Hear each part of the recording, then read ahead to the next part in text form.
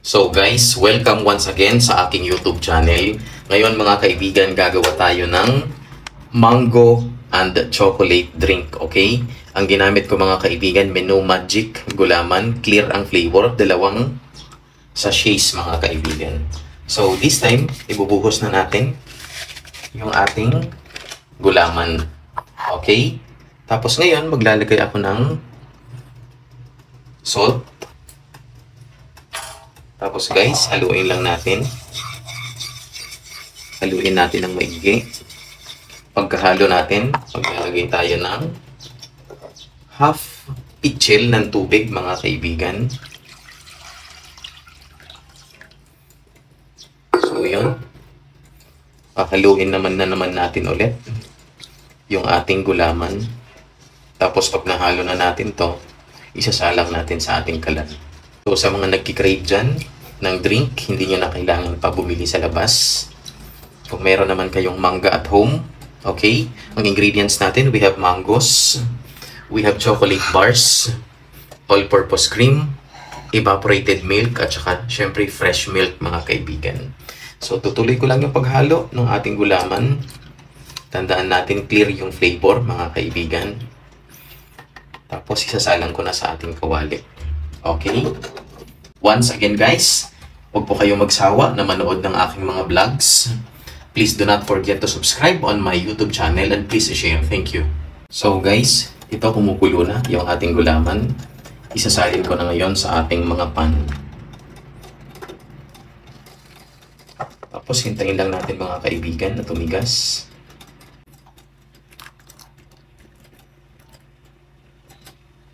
So guys, ito na yung ating cubes na Menu Magic Gulaman.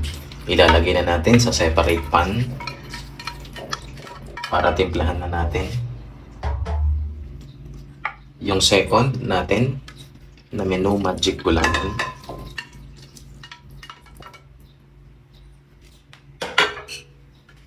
So this time guys, yung ating mangga ilalagay rin natin, paghahaluin natin.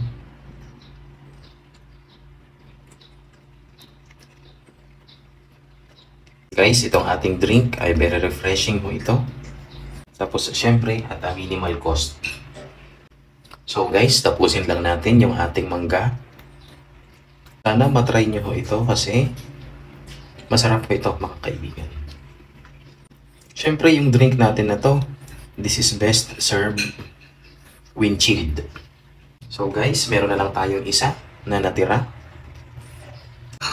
Ngayon mga kaibigan, dudurugin natin itong ating chocolate bar. So, lagay lang natin sa gilid.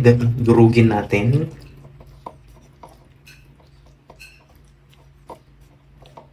Mabilis lang itong durog, mga kaibigan. So, yun guys, durog na siya. Muna natin ilalagay mga kaibigan yung ating fresh milk. So, this is 1 liter of fresh milk. So, guys, i-mix lang natin ng maigi. So, guys, after mixing, ilalagay naman natin yung ating evaporated milk. All-purpose cream. Siyempre, guys, do not forget na maglagay ng condensed milk. Guys, ang gagamitin natin kalahati lang, kalahating lata, para hindi masyadong matamis. So guys, ready to serve na yung ating mango and chocolate drink. Okay? Once again, please do not forget to subscribe on my YouTube channel and please share. Thank you.